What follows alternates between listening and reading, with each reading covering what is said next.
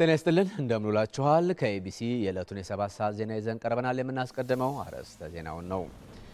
ከምርት ማሰባሰብ በኋላ የሚከሰተውን ብክነት ለመከላከል በትኩረት እየሰሩ እንደሚገኙ የጅማ ዞን አርሶ አደሮች ተናገሩ። ከውጪ ፕሬዝዳንት ባራክ ኦባማና ተመራጩ ፕሬዝዳንት ዶናልድ ትራምፕ የስልጣን ሽግግሩን በውይይት ጀመሩ። አብራችሁን ሁኑ። የሰዓቱን ዜና ማቀርብላችሁ ተመስገን በየነ ነኝ። ከምርት ማሰባሰብ በኋላ የሚከሰተውን ብክነት ለመከላከል በትኩረት እየሰሩ እንደሚገኙ የጅማ ዞን አርሶ አደሮች ተናገሩ። የምርት ብክነትን መከላከል የሚያስችሉ የቴክኖሎጂ ግብዓቶችን ለሁሉም አርሶ አደሮች ተደራሽ ለማድረግ ጥረት እያደረገ መሆኑንም ነው የዞኑ መስተዳድር ያስታወቀው። ሙባረክ መሐመድ ተጨማሪ አለው። መረጃዎች እንደሚያመለክቱት 30 በመቶ የሚሆነው ምርት የሚባክነው ከማሰባሰብና ክምችት ጋር ተያይዞ ነው። በጅማ ዞን ቀርሳ ወረዳ ጌሎ ቀበሌ ነዋሪ የሆኑት አርሶ አደር አባዝናብ አባ ሚልኪም በዘንድሮ ዓመት ያገኙትን የበቆሎ ምርት ከተባዮችና ዝናብ ለመከላከል እንዲህ አይነት ማከማቻ ስፍራ በመገንባትና ዘመናዊ በሆነ ከረጢት እያከማቹ ይገኛሉ። እኒ ኩን እኒ ፋይዳ ከነ ምርቴን በወቅቱ ሰብስቤ ያስገብቻለሁ። እርጥቡን በቆሎ በሰራውት የቆርቆሮ ቤት ውስጥና የደረቀውን ደግሞ በዚህ ከረጢት እያከማቸው ነው። ይህ ከረጢት በነቀዝ የማይጠቃ ነው። በጅማ ዞን በዘንድሮ ምርት ዘመን ለማግኘት የታቀደውን የ14 ሚሊዮን ኩንታል በላይ ምርት ለማሳካት ከምርት ማሰባሰብ በኋላ የሚከሰተውን ብክነት ለመከላከል ዘመናዊ ቴክኖሎጂ መሳሪያ ለአርሶ አደሮች እየተዋወቀ ነው። ይህ ስሙ ያው ዘመናዊ ጎተራ ይባላል። ምርቱ ከተሰበሰበ በኋላ ተፈልፍሎ ማለት ነው። ለምሳሌ እንደ በቆሎ ያሉ ሰብሎች ላይ ተፈልፍለው እዚህ ውስጥ ይጨመራሉ። ቢያንስ ይሄ እስከ 4 ኩንታል ወይንም እስከ 4 ኬሻ መያዝ ይችላል ማለት ነው። እንደ ነቀዝ እነዚህ ብል አይጥም ናቸውና የምርት ብክነትን የሚያመጡት እነዚህ ነገሮች ደግሞ ወደ ምርቱ የሚሄዱት በሚሸታቸው ሽታ የተነሳ ስለሆነ እንዳይሸታቸው አየር ያስገባም ይሄ ነገር። የዞኑ መስተዳደርም የምርት ብክነትን ለመከላከል የሚረዱ የቴክኖሎጂ ግብዓቶችን ለሁሉም አርሶ አደሮች ተደራሽ ለማድረግ እየሰራ ነው። ባለሀብቶች እና የተለያዩ ድርጅቶች ይህንን ቴክኖሎጂ የሚያቀርቡት እዚህ ከአርሶ አደር ጋር ወኪል እንዲኖራቸው አድርገናል። እዚህ አርሶ አደር ለአርሶ አደር የቅርብ የሆነ ወኪል እንዲኖር አድርገናል። ያ ወኪል ከነዛ ድርጅቶች በመረከብ ለአርሶ አደሩ እንዲያሰራጭ ነው አንደኛ እየተደረገ ያለው። ወቅቱን ያልጠበቀ ዝናብም የደረሱ ሰብሎች ላይ ጉዳት እንዳያደርስ ሰብሎቹን በወቅቱ የማሰባሰብ ስራ እየሰሩ እንደሚገኙ አርሶ አደሮች ተናግረዋል። ያሮ ቅሌንሲ ዱሜሲ ቦካ የደረሱ ሰብሎቻችንን በዝናብ እንዳይበሰብሱ በጋራ ሆነን እየሰበሰብን ነው። የዘንድሮ ምርትም ጥሩ ነው። ማወቃ ሆኖ ከገሬት የደረሱ ምርቶችን በወቅቱ እያሰባሰብን ወቅቱን ካልጠበቀ ዝናብ ለመከላከልም እየሰራን ነው። በጅማ ዞን እስካሁን ከ189,000 ሄክታር በላይ መሬት ላይ የተዘራ ሰብል ተሰብስቧል። በወላይታ ዞን የሚገኙ አርሶ አደሮች የደረሰ የመኸር ወቅት ሰብላቸውን እየሰበሰቡ ነው። በዞኑ በተያዘው የመኸር ወቅት ከ5 ሚሊዮን ኩንታል በላይ ምርት እንደሚገኝ የወላይታ ዞን እርሻና ተፈጥሮ ሀብት ልማት መምሪያ አስታውቋል። ዮሐንስ ፍሳ ከስፍራው ዝርዝር አለው።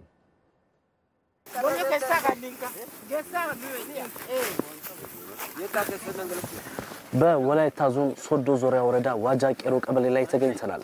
በዚህ ቀበሌ አርሶ አደሮቹ ለወራት የለፉበትን የጤፍ ማሳቸውን እየሰበሰቡ ደርሰናል። በዋጃ ቄሮ ቀበሌ በላባቸው ደክመው ካረምና ዋግ ሰብላቸውን ተከላክለው ለፍሬ በቃላቸው የጤፍ ሰብላቸው የልፋታቸውን አጸፋ ሊቸራቸው አጭዳ ላይ ደርሷል። አርሶ አደሮቹም በህብረ ዝማሬ ቀዮ ዜማ ታጅበው በደቦ አጭዳውን ተያይዘውታል።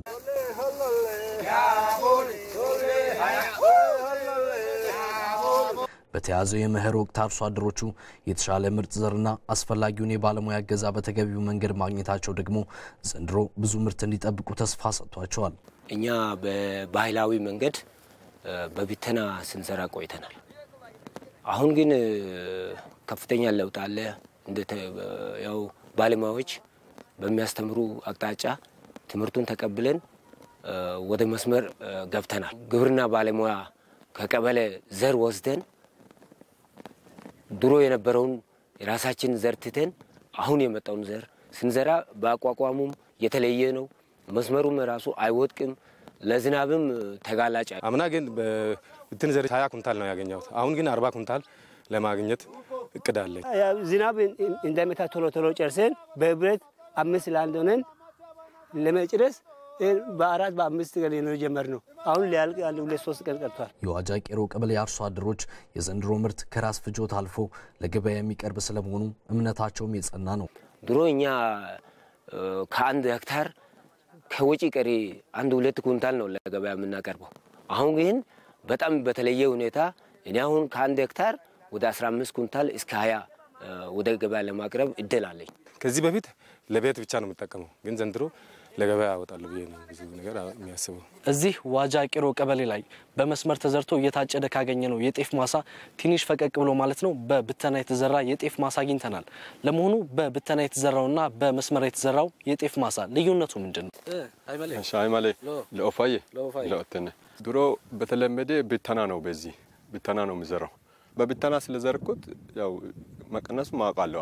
አርሶ አደር ጃይቦ ጃምቦ ዘንድሮ ማሳውን በብተና ዘርቶ ምርት ይቀንስብኛል ብሎ ስጋት ቢገባውም በመጪው ጊዜ ማሳውን በመስመር በመዝራት እንደ ሌሎች ጓደኞቹ ብዙ ምርት ለማግኘት ተስፋን ሰንቋል። እንደኛ ለምን አንተ መስመር አልዘርክም ውጤታማ የኛ ውጤት ይበዛል ብሎ እየመከሩ ነው ጓደኞቹ፣ እንደዛ እየመከሩ ነበር።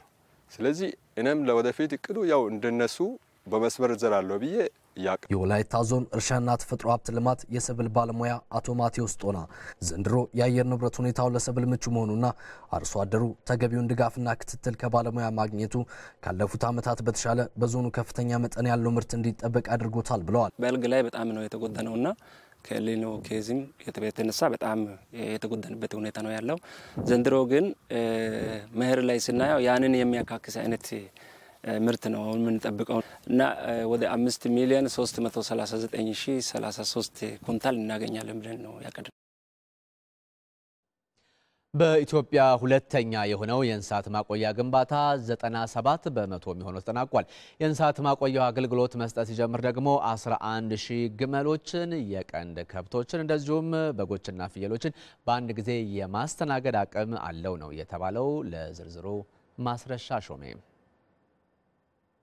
ኢትዮጵያ ወደ ውጪ ከምትልከው የቁም እንስሳትና የእንስሳት ተዋጽኦ በበቂ መጠን ተጠቃሚ እንዳትሆን በምክንያትነት ከሚነሱ ሁኔታዎች አንዱ ተረካቢ ሀገራትም ሆነ ዓለም አቀፍ የጥራት ደረጃዎች የሚጠይቁትን መስፈርት ያሟሉ የእንስሳትና የእንስሳት ተዋጽኦ ለውጭ ንግድ አለማቅረቧ እንደሆነ ይጠቀሳል። የምርት ተረካቢ ሀገራቱ የሚጠይቁትን መስፈርት ለማሟላት የእንስሳት መኖ አቅርቦትና ጤና መሻሻል ላይ ከሚሰሩ ስራዎች ጎን ለጎን ህገወጥ የእንስሳት ግብይትን ለመቆጣጠር የሚያስችል አሰራር እየተዘረጋ ነው። የዚሁ ስራ አንድ አካል ሆኖ በኢትዮጵያ ሶማሌ ክልል የተገነባው የእንስሳት ማቆያ አርብቶ አደሩ ከእንስሳቱ ተመጣጣኝ ገቢ እንዲያገኝ ከማገዙ ባለፈ በኢትዮጵያ የቁም እንስሳት የውጭ ንግድ ላይ የሚኖረው ድርሻ የጎላ እንደሆነ ተገልጿል። በእንስሳትና ዓሳ ሀብት ሚኒስቴር የእንስሳት ጤናና መኖ ጥራት ቁጥጥር ሚኒስትር ዴኤታ ዶክተር ምስራቅ መኮንን በ75 ሚሊዮን ብር ወጪ የተገነባውን የእንስሳት ማቆያ ተዘዋውረው ከጎበኙ በኋላ የእንስሳት ማቆያው ዓለም አቀፍ ደረጃዎቹን በሚያሟላ መልኩ ተሰርቶ መገባደዱ ለሀገሪቱ ቁልፍ ችግር ሆኖ የቆየውን ህገወጥ የእንስሳት ግብይት መልክ የሚያስይዝ መሆኑን አስረድተዋል። በዓለም ገበያ ውስጥ የሚኖረን ሚና ካሳደገ አገሪቷ ገበያው ያድጋል። ከውጭ ምንዛሬ የምታገኘው ገበያ ያድጋል። እሱ ብቻ ግን አይደለም። በእንስሳት እርባታ ቫልዩ ቼን ውስጥ ያለ በስርዓት ውስጥ ያለ አካል ሁሉ ተጠቃሚ ነው የሚሆነው። ከአርብቶ አደሩ ጀምሮ ለመኖ የሚያመርተው መኖ ፕሮሰስ የሚያደርገው በእንስሳት ገበያ ዝውውር ውስጥ ያለው አካል ኤክስፖርተሩ በራሱ ከዛ ጋር ተያይዞ በሰርቪስ ውስጥ ያለው የቬተርነሪ ሰርቪሱን የሚሰጠው ባለሙያ ሁሉ ተጠቃሚ ነው የሚሆነው። የዛሬ 4 ዓመት ገደማ ግንባታው የተጀመረው የእንስሳት ማቆያ ጣቢያ በተቀመጠለት የጊዜ ገደብ መሰረት አልተጠናቀቀም። ይሁንና የክልሉ መንግስት ባደረገው ድጋፍ አሁን ግንባታው በመጨረሻው ምዕራፍ ላይ ደርሷል። ክልሉ ልዩ ኃይል ፖሊስ ኮንስትራክሽን አለ። እሱ በጣም ብዙ ለውጥ ነው የሰራው፣ ብዙ ስራዎችን የተሰራው በሱ ማለት ነው። እና እኛ ደግሞ ሁሉ ጊዜ 24 ሰዓት እንዲሰሩ ነው ያደረግናቸው። ቀን ማታም ሳይቀመጡ እንዲሰሩ ነው የተደረጉት። ምክንያቱም ይሄ በጣም ትልቅ ለውጥ ያመጣል ብለን ስለምናስብ ለህዝባችን ይሄን ነገር መቀመጥ የለብንም እስከሚያልቅ ድረስ ብለን ነው፣ ጊዜ አይሰጥም። ስለዚህ 24 ሰዓት እንዲሰሩ ነው እየተደረጉት ያለው። በኢትዮጵያ ሶማሌ ክልል የሚገኙ አርብቶ አደሮች ተቋሙ አገልግሎት መስጠት ሲጀምር ከህጋዊ የእንስሳት ግብይቱ ተገቢውን ጥቅም እናገኛለን ብለው ተስፋ አድርገዋል። ፋይዳው አይኖ ከነጦንታ ወሐወያን እኔ እንደሚያምነው ከዚህ በፊት ገበያ አልነበረም፣ የእንስሳት ገበያ አልነበረንም። ያው በባዶ ሜዳ ነው የምንረካክበው እና ገበያ ስላልነበረን አሁን እየተሰራ ያለው ይሄ የኳረንታይን ስቴሽን ለወደፊቱ በጣም ጥቅም ይሰጣል ብለ እኛም ተጠቃሚ እንሆናለን ብለ ተስፋ እናደርጋለን። ይህ ዜና በቀጥታ የተላለፈላችሁ የሚገኘው ከኢትዮጵያ ብሮድካስቲንግ ኮርፖሬሽን ኢቢሲ ነው። የህብረተሰቡን የመልካም አስተዳደርና የልማት ጥያቄዎች ለመመለስ ከመቼውም ጊዜ በላይ መዘጋጀታቸውን የሰሜን ሸዋ ዞን አመራሮች ገለጹ። አመራሮቹ በጥልቅ ታድሶ ሂደት በአመራር አስጣጥና በ2009 ዓ.ም እቅድ ዙሪያም ውይይት እያካሄዱ ናቸው። ከዞኑ የመንግስት ኮሚኒኬሽን ጽህፈት ቤት የደረሰንን ዘገባ ፌበን ተሾመ ታቀርበዋለች። የሰሜን ሸዋ ዞን መካከለኛ አመራሮች የጥልቅ ተሃድሶ ንቅናቄ መድረክ በደብረ ብርሃን ከተማ እየተካሄደ ነው። መድረኩ መካከለኛ አመራሮች በቀጣይ በሀገራዊና በክልላዊ እቅዶች ላይ የአመራር ሰጭነት ሚናቸውን በአግባቡ እንዲወጡ የሚያስችል ነው ተብሏል። የብአዴን ስራ አስፈጻሚ ኮሚቴ አባል አቶ ለገሰ ቱሉ እንደገለጹት ግምገማው የህብረተሰቡን የመልካም አስተዳደርና የልማት ጥያቄዎች ለመመለስ በሚያስችሉ ጉዳዮች ዙሪያ የጋራ መግባባትን የሚፈጥር ነው።